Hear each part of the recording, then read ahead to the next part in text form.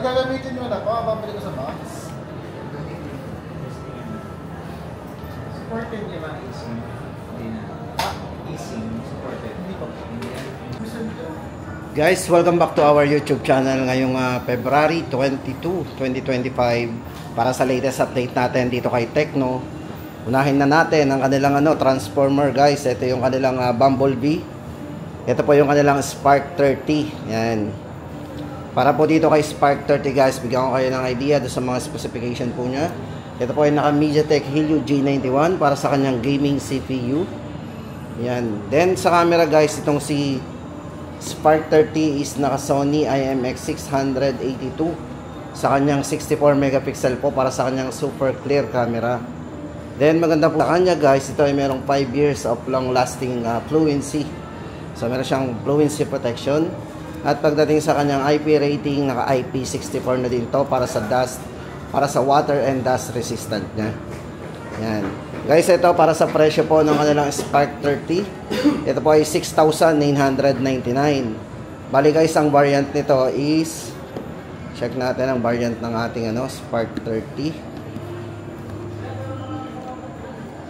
Ayan, check natin. Bali, guys, ito ay naka 256 na rin ang internal storage. So 8GB RAM, 256, 6,999. Then, guys, ito naman yung limited edition nila. Ito po yung kanilang transformer na si Optimus Prime. So ito naman po yung Spark 30 Pro. Yan, 4G din po ito, guys, ha. Itong si Spark 30 Pro, guys, ito pagdating sa kanyang chipset, ito po ay ginamitan ng MediaTek Helio G100 Ultimate. Yan, para sa kanyang CPU. Then, medyo malaki yung screen nito, guys. Ito ay naka 6.78 inches na rin. Naka full high definition plus display. At napaka-smooth ng screen to kasi ito ay naka 120Hz na rin. Para sa kanyang AMOLED with iCar display din. So, kahit maliwanag po ang display nito, guys, is safe ang mata natin dito. Then, pagdating sa kanyang main camera, si Spark 30 Pro ay merong 108 megapixel po. Para sa kanyang ultra sensing main camera. Yan. 4.5G para sa Lightning Mobile Network. O yan, guys, ang kanyang network connectivity. Then meron ditong 5 years plus para sa long lasting guarantee niya. So ito, guys, para sa presyo po ng ating si Spark 30 Pro. Ang variant po nito ay 256 din. 8GB RAM, 256, 7,999. O yan, guys, ang presyo ng ating Transformers. Yan, Bumblebee and Optimus Prime. Tapos, guys, punta na tayo doon sa kanilang mga budget phone.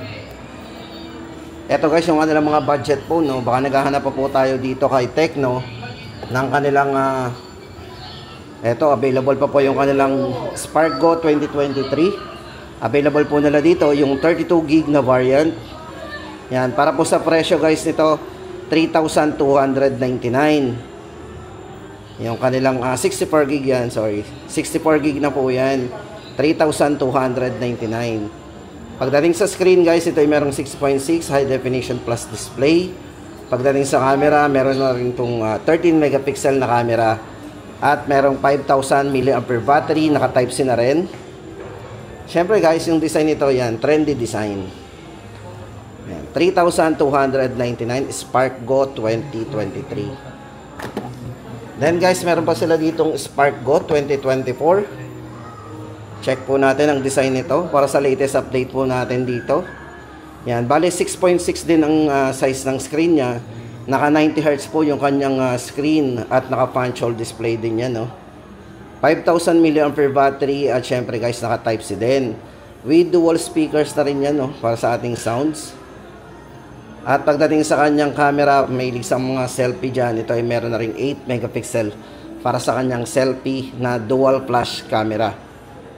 Para po sa presyo, guys, ang available po ng kanilang Spark Go 2024 dito ay 64GB. So, yung presyo po nito ay 3,699. Spark Go 2024. At para naman po, guys, sa kanilang Spark Go 1, ito po yung kanilang pinakahuling lumabas pa pagdating sa mga entry level. Ayan, Spark Go 1, kulay white. At ang kanila pong kulay black. Ayan. Para po dito kay Spark Go 1, guys, ito naka 120Hz po para sa kanyang screen refresh rate. Size ng screen niya is naka 6.67 inches. 4.5G fast network din. At kung camera naman guys ay meron na itong 13 megapixel po para sa kanyang main camera. At syempre ito ay merong function na infrared remote control. Pwede natin gawin itong remote control. Pagdating sa sounds, naka dual speakers po yan. And guys, ang maganda dito sa kanilang Spark Go 1 ay meron tayong variants. Maraming variants tayo na pwedeng pagpilian sa mga presyo nito. Para po sa kanyang ayan, 6GB RAM, 128, 3,999. Then, yung kanyang 6GB RAM, 64, 3,499. Then, ang kanya pong 8GB RAM, 128. So, mas mataas ng konti ang RAM, 4,199. And 8GB RAM, 64, 3,699. So, ayun po yung apat na variant ng Spark Go 1. Then, guys, ito, maganda rin yung kanila dito mga bagong release din na Spark 30C. Ito guys, ay may tatlong variant. So, Spark 30C guys. Para po sa design, ito po yung design niyan. O, diba? Budget phone, pero ganda ng kanyang design. Ito guys, for Spark 30C, para po sa mga presyo guys yan, bago tayo pumunta sa presyo. Atin munang pag-usapan yung kanyang mga specification. Pagdating sa size ng screen, ito po ay naka 6.67 inches. Naka 120Hz na rin po para sa kanyang smooth display. Yan, 18 watts fast charging na din. Pagdating sa IP rating guys, ito yung naka IP54 na para sa kanyang dust and water resistant din. Then maganda po dito kay Spark 30, budget phone pero meron siyang bypass charging.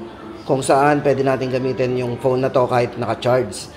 Hindi masisira basta-basta yung battery natin. Basta naka-on po yung bypass na ginagamit natin habang naka-charge. Yan. Pagdating sa main camera guys, ang kanilang Spark 30C ay meron na pong 50 megapixel po para sa kanyang ultra clear na main camera. Meron na rin po siyang dual speakers. Yan, para sa with DTS sound system. Then 4 years plus para sa kanyang long lasting fluency. Diba? Para po sa tatlong variants nito guys, ito na. Ito po yung mga presyo natin, very affordable pa rin. Ito po yung kanilang 8GB RAM, 128, 4,799. Then, yung kanyang 8GB RAM, 256, 5,499. And 6,099 naman po para sa kanyang 16GB RAM, 256GB. Taas ng RAM, mataas ang internal.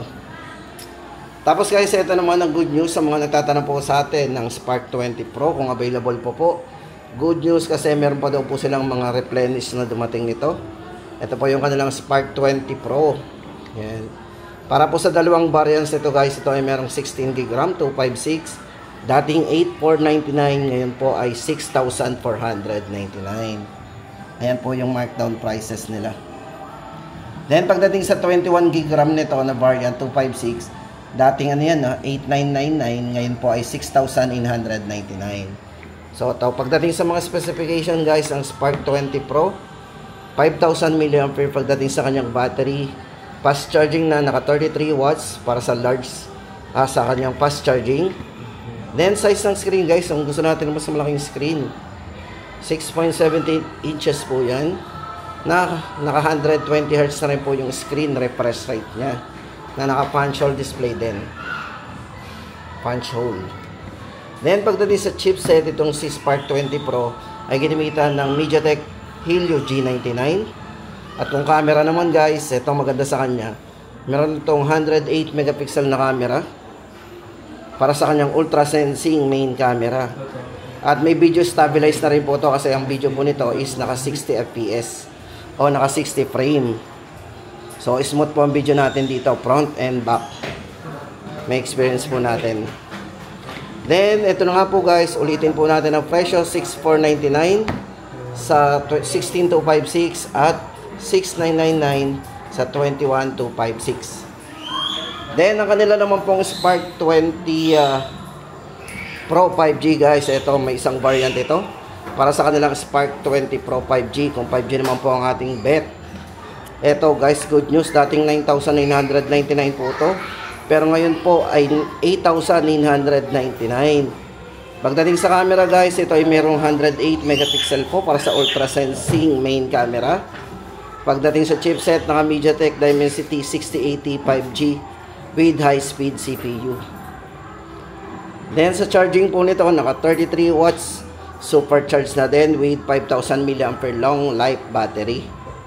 Size ng screen, medyo malaki din, naka 6.78. Full high definition plus display. 120Hz na rin po yung screen refresh rate niya. At syempre guys, pagdating sa kanyang speakers, naka dual speakers po to with Dolby Atmos para sa kanyang surround sound. O, di ba? Yan po yung ating Spark 20 Pro 5G 8,999. 16GB RAM 256.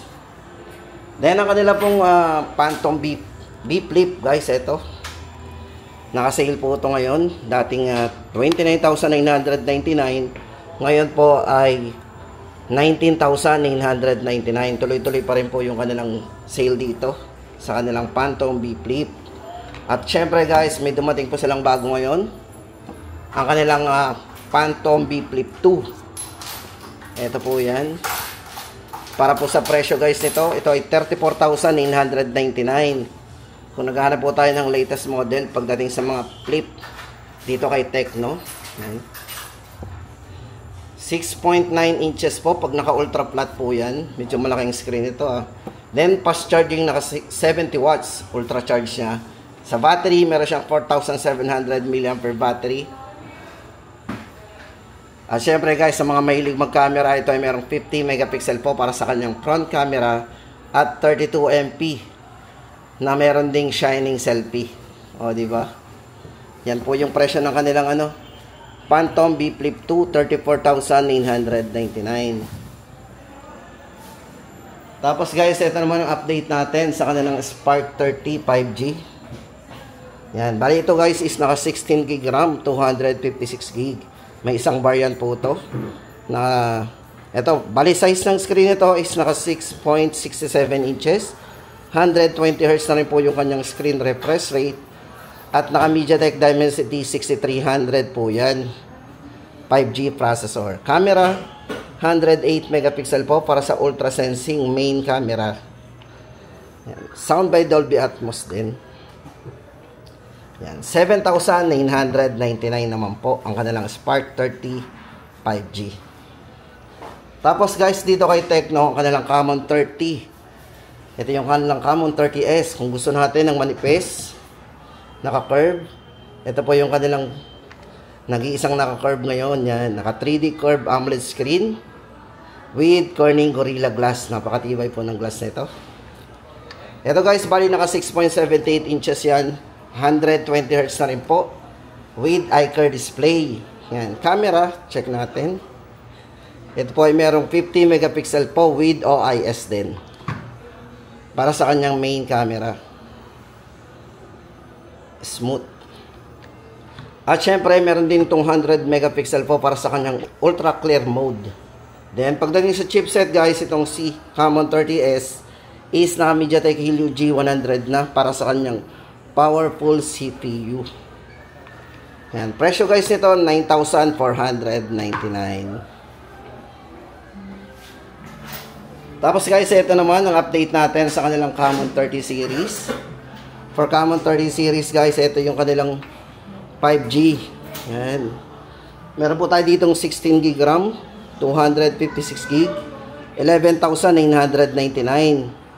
And sa kanyang 512 naman po ay 13,999. So ito guys, pag-usapan natin yung kanyang mga highlights o yung mga specification dito kay Common 35G. 70 watts po, ultra charge. 5,000 mAh battery. Size ng screen po, naka 6.78 inches. 120Hz naman po para sa kanyang AMOLED display. At meron din po itong eye protection screen na rin. Yan.